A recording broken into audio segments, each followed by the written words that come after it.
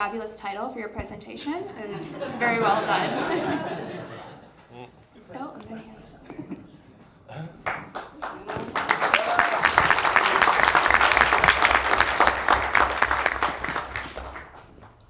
Okay, we good? Yeah? Yeah. Cool.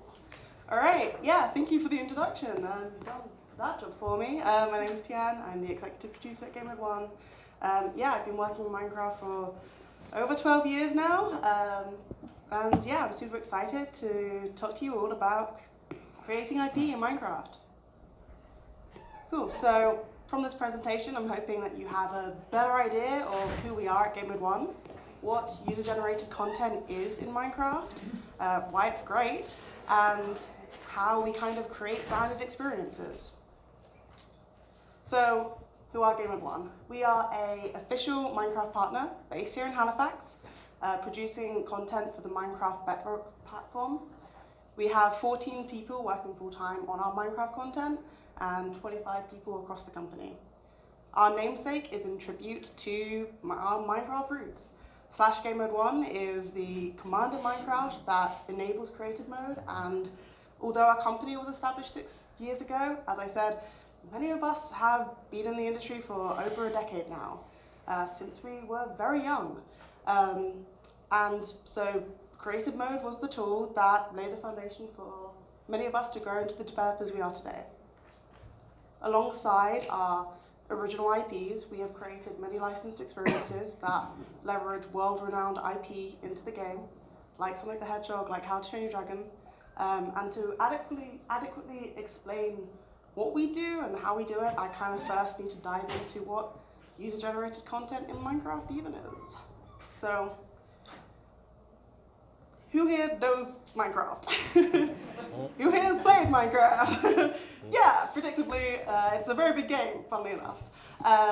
So Minecraft is the blocky sandbox game developed by Mojang Studios, which is owned by Xbox and then Microsoft in turn.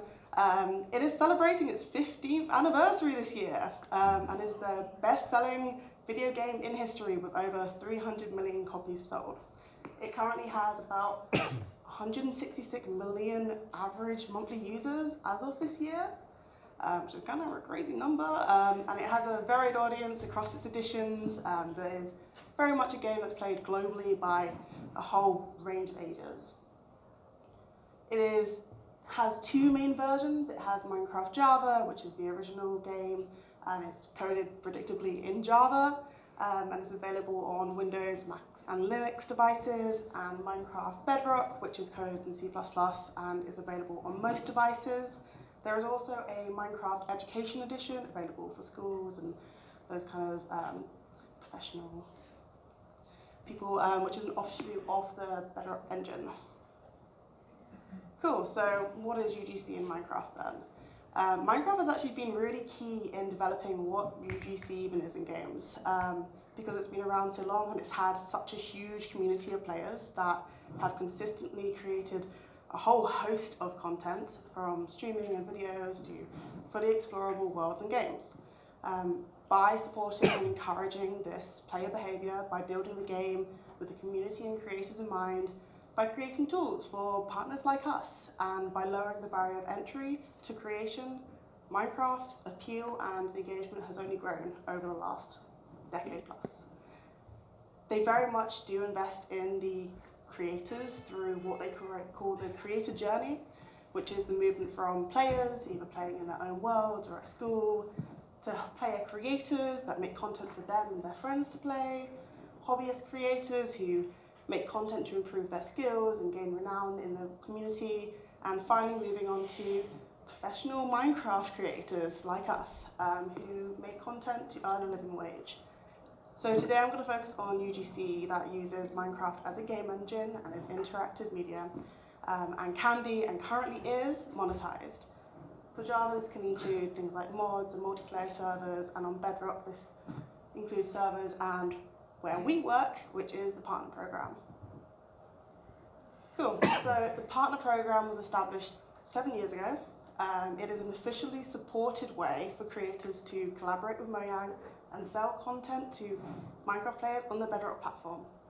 There are over 35,000 current pieces of content on the marketplace from about 300 partners, so it is quite an exclusive group of people.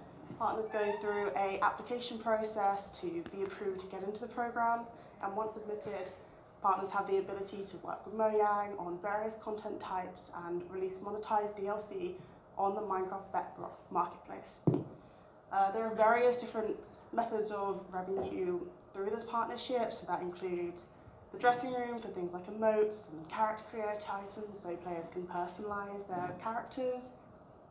The marketplace, which is where we predominantly have worked in the past, where the player can purchase DLC such as worlds, which offer a range of experiences, texture packs to change the look of the game, skin packs to change the look of the player character, as well as of February, add-ons which are very similar to modded experiences that you find in Minecraft Java Edition to enhance any world. There's also live events which have come about from the last year. These are short-term servers for a few days in partnership with Mojang, which was piloted last year. There were 4 events, which we did 2. And throughout all of this, there is contract work with Mojang as well as brand integrations that can leverage any of the content types. Sweet, so let's talk about us again. We've worked closely with Mojang for 6 years in the partner program. Our third-party DLCs, such as Ultimate Dragons and Advanced Farming, have been trendsetters on the marketplace and some of the most popular content. We have delivered free content through contract work with Mojang, such as Spellroom, which is a dungeon crawling spellcrafting game during which we collaborated to be the first piece of content to use scripting APIs in the engine.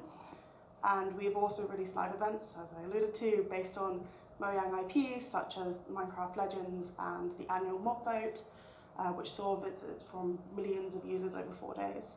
And as the title of this talk denotes, we have created a number of branded pieces of content: How to Train Your Dragon, Avatar, PacMan, Sonic the Hedgehog, and more to come soon as well. Cool, so what do I actually mean when I say IP or branded experiences in Minecraft then?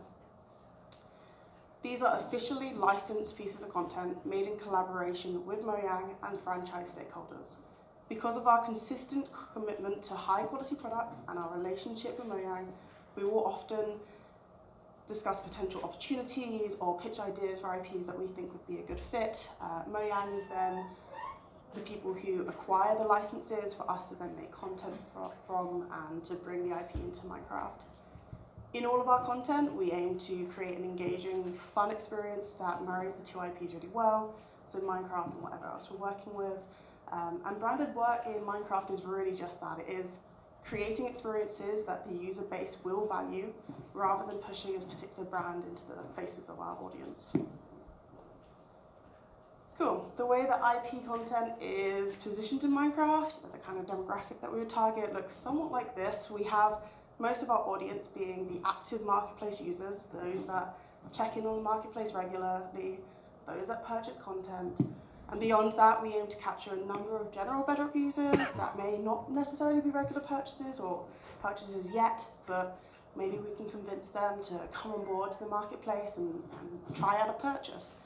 Outside of that, we obviously hope to convert some active Minecraft players from outside of Bedrock, perhaps by showing off the capabilities of the Bedrock platform or showing off this really cool IP in a new way.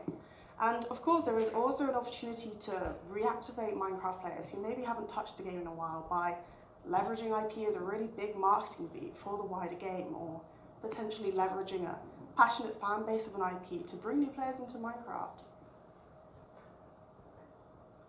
So before we take on an IP collaboration, whether that be pitching an idea or being offered a project, we make sure that we have a really good understanding of what that value opportunity is and whether it's going to be a good fit for us and a good fit for Minecraft. Essentially, the things that we kind of have to understand when taking on the project is, why does the IP want to be translated in Minecraft? Why does Mojang want it? And very importantly, why do we want it? We measure these kind of opportunities by things like looking at the marketability. How marketable is the product and the IP to begin with? Are there any key beats coming up that we can hit for the franchise release? Is there lifetime investment in the IP? Is the IP still successful and culturally relevant? What is the size and strength of the franchise? And perhaps more importantly, what is the size of the crossover between Minecraft and the IP. On the right, there are a couple of quick diagrams just illustrating that last consideration. A very large franchise may seem like a no-brainer, but with very little overlap in Minecraft in terms of content and fan base, it could actually be less relevant and valuable than a slightly smaller IP that has a really strong crossover. We also consider, of course, how well the content can be adapted into Minecraft, if there is a clear natural fit, are age ratings aligned, can we even do the content justice within the Minecraft content guidelines? Now we know how the IP product could be positioned in the market, we now can consider how we actually translate that into Minecraft. So we consider what are the most important things to the IP and the stakeholders, what is important to fans, and very importantly, that overlapped audience.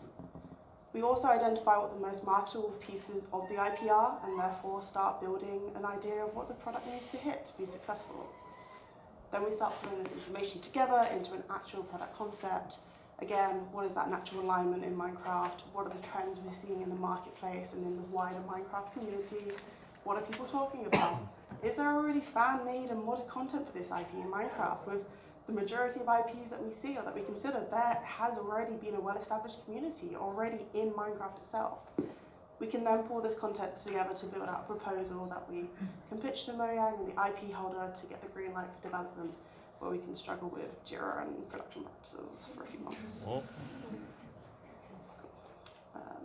Okay, so to go through a quick few examples of how we've kind of married up IPs in Minecraft in the past. Some IPs have some really obvious alignment, and it's clear from the start just how we're going to integrate them. So we know players love to explore like a vast, varied world in new ways. Mounts are already a thing in vanilla Minecraft, and players obviously very much love them. So horses, striders, pigs, there's already developed tech for that there as well, which is a really good foundation to build off. We also know from research that dragon content and new types of really cool mounts have historically been very successful in Minecraft and on the marketplace. So when we look at an IP like How to Train Your Dragon, we know basing a game around dragon mounts based on fan favourite characters is a surefire hit and a very natural way to integrate the IP. Some connections are a little bit less obvious, but we know players enjoy the infinite generation of Minecraft. They like a varied game experience with a lot of replayability. They often play in somewhat contained, shorter gameplay sessions as well. So with Sonic the Hedgehog, we've created a level system that gave the impression that you were playing infinitely generated levels. It was highly replayable and could fit really well into those short play sessions. And then finally with PacMan, some IPs require us to be a little bit more creative in how we add features and marry up the content. So we know players really love expressing themselves and creating in Minecraft, and we also know that they like to destroy things. So with PacMan, we've given them an option to do both. We have a level editor to create their own games and levels, and we added a pickaxe, a tool, as well as some more explosive method to give players the ability to open walls when playing through a level. So to wrap up on most of that, UGC is becoming really more popular and a successful strategy across games of the gaming industry due to the likes of partner programs like the Minecraft Partner Program and the investment in creator tools from games like Minecraft, Roblox, Fortnite. I hope you now have a better understanding of Gamemode One, Minecraft's partner program, brand experiences, and our approaches to IP content. Ultimately, being able to work with brands and IPs in Minecraft over the last 4 years and creating beloved content, helping guide the future of Minecraft, and delighting players by bringing together their favourite franchises has in turn brought us a lot of success and joy, and I believe the best is still yet to come. Thank you for listening.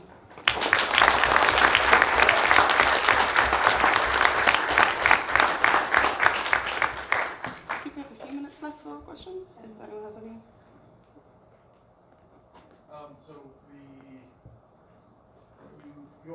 Minecraft's been around for a long time. Yeah. So you can start a studio on it and confidently keep making UGC, but I'm curious if the company in the background ever experiments with other technologies, or maybe maybe Roblox or other UGC systems, just as a form of sort of studio longevity. Yeah, when it comes to UGC, we have considered the other platforms as well, and we are certainly confident that the Minecraft program is what actually will allow us to do the best work that we want to do in the ways we want to do it. Roblox and Fortnite, they have very different methods of how you have to brand your content and make your content to make it very cost effective. Again, the partner program is limited to about 300. It's a much more select group. You have better connections with Mojang. You have that relationship, which we really value. But yes, we are looking outside of Minecraft as well. We've recently been able to start off the indie side of our studio, which is amazing, which is self-funded from the work that we've managed to do in Minecraft, and we have so many established practices and processes already. It's given us a real foot up now to be successful in that industry. So you talked a little bit about attracting players who either didn't touch Minecraft for a while or haven't touched Minecraft like consumable or purchasing product. Can you talk a little bit more about that strategy? Yeah, for sure. So the definitely is a case of, you know, when we're looking at IPs, we definitely want to target IPs that we know is already going to be strong. But we also know that there are some really big IPs out there, like House of the Dragon or Sonic, which is an older IP as well. Like with the base game, they have a very large established fan base outside of Minecraft, and just they have had for very many years as well. So we know that by targeting some of those brands occasionally, that we're going to get people be like, oh my god, I didn't realize this could be in Minecraft. I haven't checked out Minecraft in years. I'm now going to check it out because you're now doing like a collaboration with my favorite game inside a game, which is really nostalgic to me. And that nostalgia is very, very powerful as well. We've had social media comments about like, oh my god, I might actually come back to Minecraft for this, or try out this different version of Minecraft just because of this, because they are so passionate about that content already, and to see it in another new light, in another new format is just very exciting for a lot of people. Start on the right. You mentioned that one of the questions that you think about is whether there's already fan-made content. So I was wondering if that's like usually a positive or a negative, and how do you kind of maneuver that when creating games in Minecraft? Yeah, for sure. So we obviously always have our own approaches to how we handle content anyway, but if there is established content, it can be really beneficial to see what players did and didn't like about it, so we know that, you know, we already know what pitfalls to avoid, or if they're passionate about a certain feature, we're like, cool, we can take that and really make sure that we're focusing and making that the best it can be. Like, we know that's really important now. So there is definitely benefits to that. On the negative side, there is always like the case of being careful that we don't want to hit any other people's IPs or like the content that they make. We're not looking at replicating that, definitely.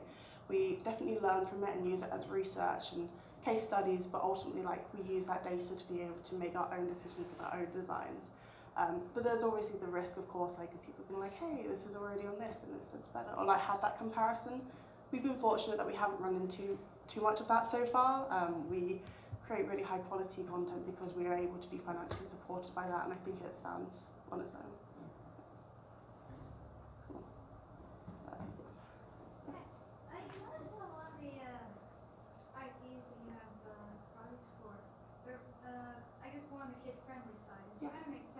But what are the chances of you and like your company tackling an IP that's just as popular but has an older like fan base, for example, like Doom?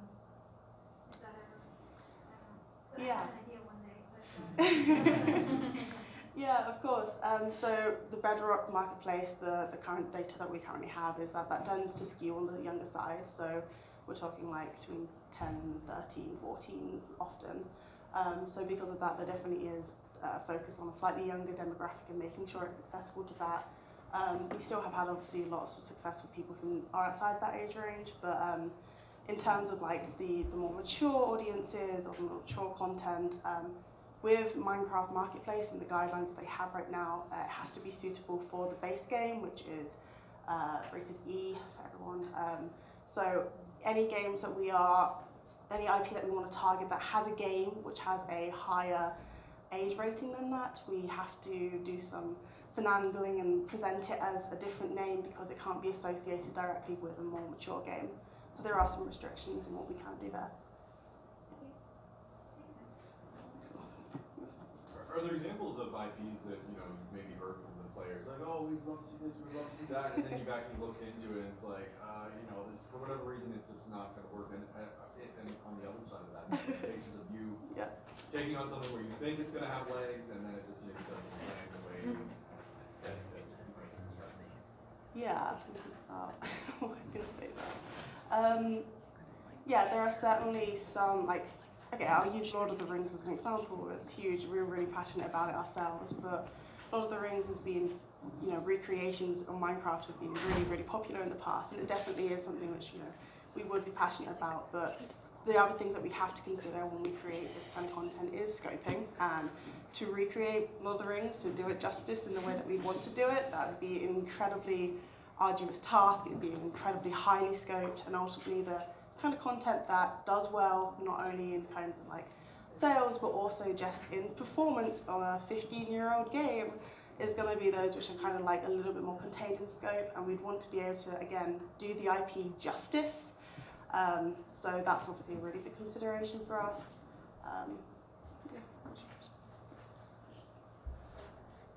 At the back. You said you like had a split off like an indie studio. I'm curious, what are you guys like working on? I'm not sure we want to talk too much about that right now. It's yeah, we've been doing some prototyping and exploration over the last kind of few months in particular, and starting to ramp up. We're currently looking for a game designer, actually, as we start to build up that team. Although, yeah, I'm not sure how much we really want to talk about it, but it's very exciting, at least. I was just like, is it like related to Minecraft? Or are you doing like an original IP? It's an original IP. Yeah. But is it Minecraft or is it like? It's completely separate. It's Unity. We're working on Unity at the moment. Yeah. All right. Working in Unity, completely separate from Minecraft. Completely separate, almost a separate studio in that way. Do you see this becoming something like the Fortnite mashup of what so many characters doing in? Because I think Nickelodeon, SpongeBob really picked the square designs. Yeah. Yeah, in terms of, I guess, like kind of the future of the marketplace and this program, you know, live events which were piloted last year, we have enjoyed very much doing that, and I know that, you know, heading towards a space like Roblox, like Fortnite, where they have very quickly spun up servers and that kind of like matchmaking experience is definitely really valuable for that kind of social side, and Minecraft's always been very key for that kind of social side in the past, and I think yeah, I'd definitely like to see a future where they spec into that even more and see now what happens with those live events, like what is the next stage of that, what is it, a true Minecraft fully social experience, and where they can go with that. Yeah, good. Cool, thanks so much.